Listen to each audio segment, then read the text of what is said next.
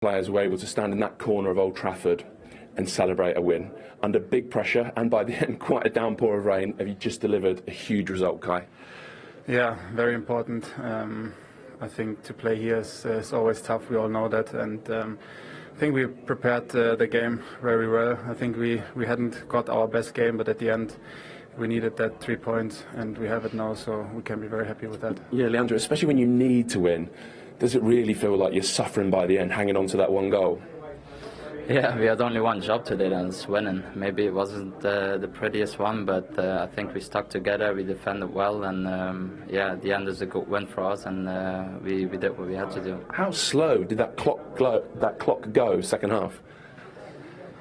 Oh yeah, same as always, but yeah, we were looking for the second goal, and if it doesn't come, then you know it's going to be a tough second half, especially here with the atmosphere, and yeah, it's still a good team, and they can hurt you in different ways. So yeah, credit to the boys. We defended very well, and it's a good win. Kai, when you're going for wins in the run-in, especially this close, does it just feel different?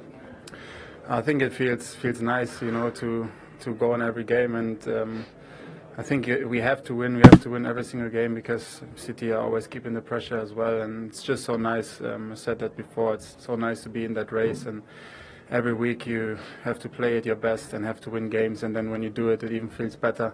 And yeah, it's one game to go for us, and we need everyone next week, the fans, the whole club behind us, and I think everything's possible. So just tell us about your role in the goal, because you were quite far beyond most defenders, but you'd obviously spotted that Casemiro had been slow getting out.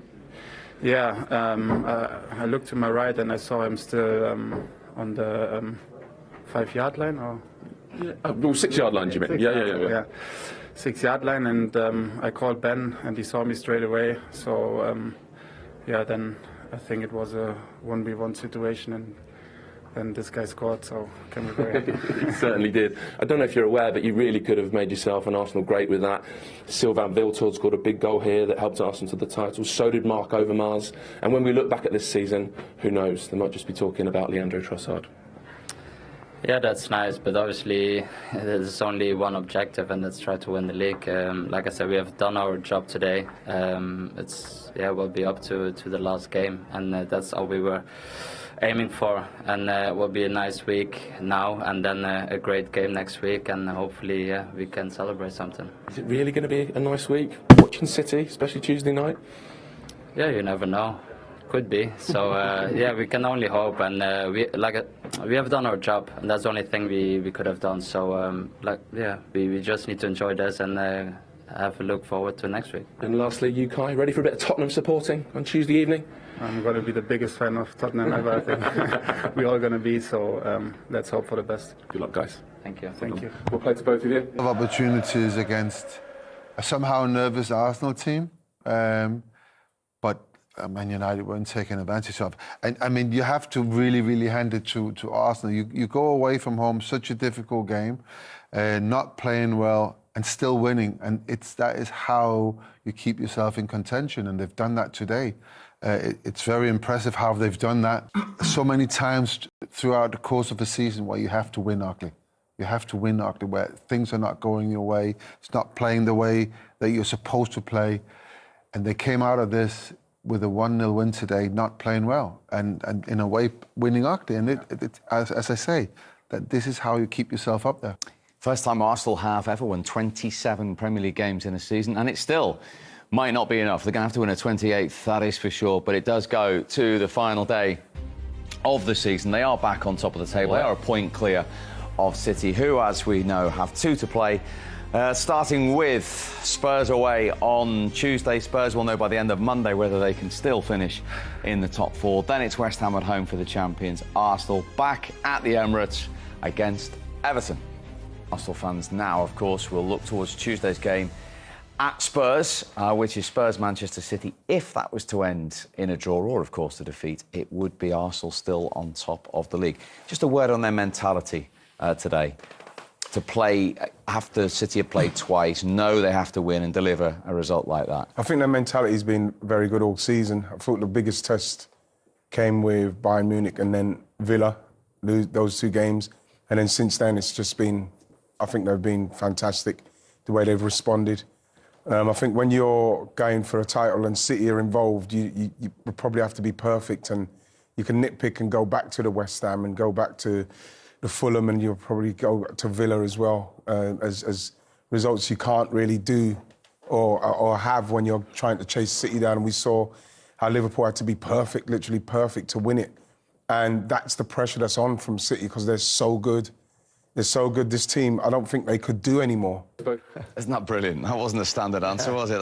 Big win today. Yeah, I mean, you've done this, of course, many times. When you get to this stage of the season, and as you said early, don't hit the standards, still get the job done, keep the clean. Is that what win titles? Yeah, and I think something that Kai Havertz said as well is it's so fantastic to be in this run. It is, when you are in that run, it really is good fun, because you're in there. It's all about you and your performances, and it's something to enjoy, because you really don't know when it's going to come again, if it's going to come again. So they got the chance. They scored on a mistake. They pounced on a mistake from Manchester United. They got the chance. They scored the goal. They protected it from there. And in reality, even when Man United were attacking, it didn't seem like there was any fluency in what they were doing. It felt like get the ball to Garnacho and then try and do what he can in a game like this, pull it out the fire for them. But today, as much as, 1-0 is never a result that... Unbelievable consistency and momentum. Yeah. Yeah, they will look back, if they don't win it this season. Liverpool will be doing the same for the last nearly decade, but teams will be 89 points or something at the end of it. It's a league-winning season, that is. So, yeah, to have a great team at the same time as another one is pretty hard to take. But hey, it's not over yet. To save Manchester United beaten by Arsenal by that 1-0. Roy Keane, Wayne Rooney and Paul Merson have been watching on in this dry and comfy studio. What did you like about that Arsenal performance? Was it just about getting over the line, Paul? Yeah, I think so. I thought they played in second gear. Very disappointing, Man United. I don't think they've done enough at all. I thought Arsenal literally played in second gear. I think they will never have an easier game than that, if I'm being honest. I thought it was too easy. It was too easy, and they didn't play well. They didn't play well at all, So, yeah, if you're Man United, you'd be disappointed tonight. But do you think it was part of the Arsenal plan to sort of play a little bit in second, third gear and try and control the game rather than meet fire with fire? I didn't think they really controlled the game. I thought Man United had enough of the ball. I thought they had enough of the ball round the box to. If they had that final pass, if Garnacho would have got his head up a few times, or picked the right pass, or they were a bit patient, they sort of run out of ideas. But it didn't feel like a controlled performance where you thought, if Man United score here, Arsenal will go and score another goal. I didn't see that at all today. I just thought they'd done a job, and that's what you've got to do at the end of the season, in my opinion. You've just got to win football matches. The goal difference will be irrelevant now. So for me, it's a good win. And when I've been here many a times, and so have Arsenal in the last 15, 20 years, you don't win here. Don't win here. What did you make of it, Wayne? Was it for Arsenal really all about the result? Yeah, I think for Arsenal it's a great result. Obviously, come to Old Trafford and winning 1-0. I agree with Paul, what he said on Arsenal weren't at the best. Manchester United had a lot of possession, a lot of the ball around the penalty area, but they just couldn't find that cutting edge. I would like to see them cross the ball a bit more, or get more shots off, and it was nice up until they got around the penalty area, then it broke down. So I think Arsenal deserved the win, and it was a good professional job. Does Arsenal deserve the win? Yeah, I think so. Job done, 3 points, again, clean sheet. I think the disappointment for me, especially the last half an hour, was United. Mercer's on about Arsenal coming to Old Trafford over the years. I've found it difficult. But against that team today, I bet you Arsenal couldn't believe how bad United were. Whatever bits of possession they had, the end product, the lack of quality. Talk about over the years, the great teams have been here for United, the great players they've had, and you're looking at that last half an hour, decision making, nobody digging anybody out, people making mistakes, falling over, and everyone just walking away, not putting demands on each other. Like that United team there. So bad. So, for the first time in 15 years, Arsenal lead Manchester United at half-time at Old Trafford by 1-0 through Leandro Trossard. Good value for it as well, Wrighty. Yeah, I'd say I thought Man United started pretty intense with what they wanted to do, and press Arsenal high. And to a certain extent, they was getting a little bit of joy, but you know, the goal came from, you know, a mistake. And what Arsenal have been very good at this season is being very ruthless in that sense of playing a game. They're not giving nobody the opportunity to make those kind of mistakes and not punish them. And they did punish them, didn't they? Yeah, they did punish them. You know, and again, it was Leandro Trossard, who we spoke about before, and there's so many mistakes in this from a Manchester United point of view, so I'll leave that to the guys. But I think from here you can see, well, that seems weird to someone that much space there, but then you look at him coming across, and that's what he's been doing there, you know, in respect of getting in there and finishing it off, Pete. We talked about Casemiro not being a centre-half. I mean, look at Havertz here looking at Casemiro. He knows he's not where he's supposed to be. It's not there. It's here. That's where then Havertz is offside. But he's not, and clearly plays him onside now. Then the next bit with Casemiro here, I mean, he's supposed to stop the cross going that way, but he's not. He defends this as a midfield player. It leaves the space for Trossard to come in, take nothing away from what Havertz does here, nothing away from what Trossard did, but it is a preventable goal, again, that Manchester United have conceded, and that is the most disappointing thing about this half. They've actually played reasonably well in. Similar source, Michael? Similar source, yeah. Havertz does particularly well. The guys point out that he just takes a look, doesn't he? Sees Casemiro going to be playing him onside, so he might as well just stay in the space. We just see it here. Look at him looking across about there. He looks across and he thinks, right, this is going to give me a real advantage here. Amrabat flies forward. He's trying to keep the high line. He doesn't know that Casemiro's not with him. And all of a sudden, he's out on his own. I do look at Wan-Bissaka as well. I take the point, Casemiro's got to block that cross, but for somebody that's in the team purely for his defending, Wan-Bissaka shouldn't be able to nick in front of him here. It's pretty basic defending. But give all credit to Trossard. Times has run well. I love seeing that attacking run as a centre-forward, just waiting and waiting and waiting, then pouncing, diagonal run. It was a good finish, but very avoidable for Man United. I think I think that when you look at the surprise on Johnny Evans' face when he looks back and sees that Casemiro's that far behind is very telling. If you look at him here, you can see Havertz can see him there, but then Johnny Evans is just in front of. You're going to see Johnny Evans there now, right? So you can see that move there, but then Johnny Evans, who's over on the left side there, you can see him there. Now he realises, what are you doing there? And he's got to try and get back in. He doesn't get a challenge on him or anything. But at the same time, it just shows the disorganisation in what's going on, and a midfielder playing in there who's not meant to be that far back. He's not necessarily in the wrong position to start with. The goalkeeper gets the ball, you've got to fan out wide. But the problem is when the ball is then played, you've got to sprint up as fast as you can to get back on the line, and he ambles up, and of course, that's why he's playing Havertz onside. 82 goals United have conceded in all competitions. That is the worst since 1970-71. I'll let you shake your head a little bit longer because Trossard, as we've shown many times, his importance. Look at these numbers. Excluding penalties in the Premier League this season, only one Erling Haaland and Diego Jota has more minutes per goal. What a record that is. Well, you saw the way and the manner in which he attacked that box. That's his thing, finishing. I'd be really surprised to see how many of his touches are one-touch finishes when he's coming in, because he's crashing the box and he's coming in. And like Michael mentioned there with Wan-Bissaka, I was very surprised he wasn't tighter. But like, he's coming in and he's getting in front of somebody like that who's very good at a man marking. So, again, I believe he's our best finisher at Arsenal. You can see that with his numbers. And this is why he's probably playing instead of Martinelli. We know Martinelli's got the pace to hurt teams, but he's got that cuteness and that movement and that finishing ability that is vital in games like this. Because they haven't made too many mistakes down there, and they've been punished for it. They certainly have, and that is 17 for the season. Trossard's 4th goal in the last 6 games is the difference. Roy Keane, Wayne Rooney and Paul Merson are watching on, and Arsenal lead here in front, but are they in control, Paul? Funny game. They're not really in control, but they're not under any pressure. It's, you know, Man United huffed and puffed, and they've played it in second gear, mate. Arsenal have in second gear. So, but they've got to be careful. I mean, it's a bad goal for Man United to give away. Bad goal. But it looks simple from an Arsenal perspective. Well, very, very simple. I mean, in his wildest dreams, Havertz, what I believe he's stayed on side. He's virtually gone there.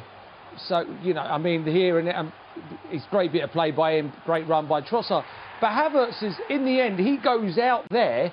If you watch, when Havertz goes now, he'll come out here, and he'll just jog over here now. He'll literally just jog over there. So if he's offside, they'll get a free kick over there in the middle of nowhere, and he's ended up staying there. I mean, it's massive. Casemiro has to sprint out. Of course he has. Right, he's played for 20 years. Holding midfield player, no holding midfield player sprints. He's just naturally gets up with the play. Do you think it's that he can't do it or doesn't want to do it? I don't know what he was doing there, because I'm not even sure he needed to make an angle for the goalkeeper. When it goes back to the goalkeeper, why is he making a silly angle as if he's going to get it there? And we're saying about sprinting. I'm not saying sprinting like a 100-metre sprinter, but you've got to get up the pitch. Just move your feet a little bit quicker. He's got to look across and going, we're in trouble here. And whatever you said, when you're under pressure, you can't. I don't think he has to make an angle here. Why is he making an angle? Just stay up the pitch. You're going to go under the pressure. But this game is hard enough. Whatever you have to do the basics right. And they have not done the basics right at this moment in time. And again, an experienced player, he's got to get up a bit. But he doesn't see the picture. Once that happens, though, Wan-Bissaka, should he be checking his shoulder there, Wayne? Yeah, of course, but that's the way United's been playing. And so Casemiro, they will have been working on that, so he has to get up. As soon as Onana kicks the ball, he has to get up, and then Wan-Bissaka on the back post. I think it's a difficult one because Trossard's come off his back shoulder. Trossard's been clever, so it's a difficult one. It starts from, obviously, Onana kicking the ball out, and as Roy said, Casemiro has to get up the pitch. What a day in prospect. These three gentlemen know all about this fixture and winning titles as well. Michael Owen, Peter Schmeichel and Ian Wright. So Manchester City have done their job. Arsenal, you have to say, Righty, have taken everything in their stride. 43 points in the last 48. Do you expect them to respond again today? Yeah, they have to. I think they've done it all season. You know, I think that when you look at the losses that Arsenal have had, which people are nitpicking now, looking back at, whether it's West Ham, Fulham, you know, Villa, whatever it is, you know, they've had to, you know, you can't expect Arsenal not to lose a game, the fans not to drop points. They're going to have to drop points, but when you're chasing City, and this City side in particular, who I don't think they've lost a game in 2024. 33 unbeaten. 33, so it's very difficult, but what Arsenal have done, even after the Bayern Munich and Villa games, is that they've responded very, very well. And you have to feel that the way Man United are playing at the moment, if Arsenal are going to play to form, then they should beat them, because they have to beat them. In terms of the title, Michael, Wrighty's just mentioned they're 33 unbeaten Manchester City. Have Arsenal just done well not to be worn down by the team they're up against here? Well, they were last season, weren't they? And I think they've learned from that. Probably improved as well. Got one or two new players in and had an amazing season. I mean, someone like Arsenal, OK, it's probably one season where they can feel hard done by if they don't go on to win it. But every other time, someone like Liverpool, to think they've only won one title with this incredible team that they've had over the last sort of 8 years or whatever it's been. This City team has just been absolutely breathtaking. And anybody with any decent team can just feel almost sorry for themselves that you've entered the fray when City are just almost unbeatable. But it's not over yet. They have to obviously, you know, do something big today. Big result in a big game. And of course, I think they can do it. Yeah, neutrals wanted to go to the final day, but Manchester United have their own issues after the week they've had, and you ought to see some sort of response today. Yes, Monday night was terrible. It was... What are the all-time lows for you, Peter? It's one of the all-time lows in the sense that it's common. It's been common. It's not something that happened. I mean, I was in a team and all of a sudden we lost 5-0 to Newcastle. The next game we lost 6-3 to Southampton. The next game we lost 2-1 to Chelsea. And it came out of the blue because we were playing well. And then in, 10 days of, really playing bad, but we've recovered. And people thought we were going to recover. This has been common. You can actually see this, all the injuries. You have to ask questions about why have Manchester United got this many injuries when literally nobody else has got the same numbers of injuries? Why are so many players not playing well where we know they can play well? Why is the team not scoring goals? Why is it -3, the goal difference, -3? Can you believe that? We're talking about first time ever in the Premier League era. But why? You've got to ask all these questions. So you, in a way, you could see a really, really bad result coming. And I have to say, I was not surprised.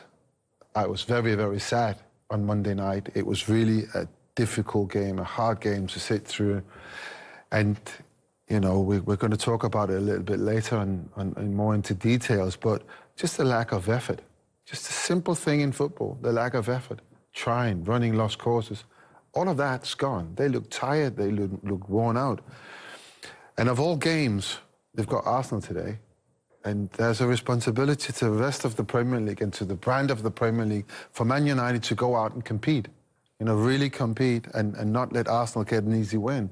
That's what the Premier League is all about. Yeah. I just can't see it. I mean, I don't know what it is that's going to change what happened on Monday night. And all of a sudden you can beat a team that's played really well all season and is in contention for the championship. From an Arsenal point of view, does Monday night and how bad it was for United worry you at all in terms of any sort of wounded animal here today? No, not really, because I think when you look at Arsenal's record there, you can see it's not great at Old Trafford, but at the same time we're talking about a wounded animal in Man United who have got probably 4 games left to really salvage some pride out of the season. You know, obviously culminating in the FA Cup final against their arch rivals. But for me, you know, watching that game, I don't think any of the Arsenal players will look at that game and see anything other than hoping that they can have the same opportunities that Palace had, and then you can try and take advantage of that, because that's what's got to happen. But you've got to look at Man United and the team that they put out, and they've got to do something more organised. You can't let Arsenal get through that midfield like that, because what you've seen with Arsenal, whether it's going through Saka on one side, Trossard on the other side, or coming through the midfield with Havertz dropping in, you know, they've got so many different ways to hurt Manchester United, and we've seen that if Arsenal get into the groove, they can score 4, 5, 6 goals.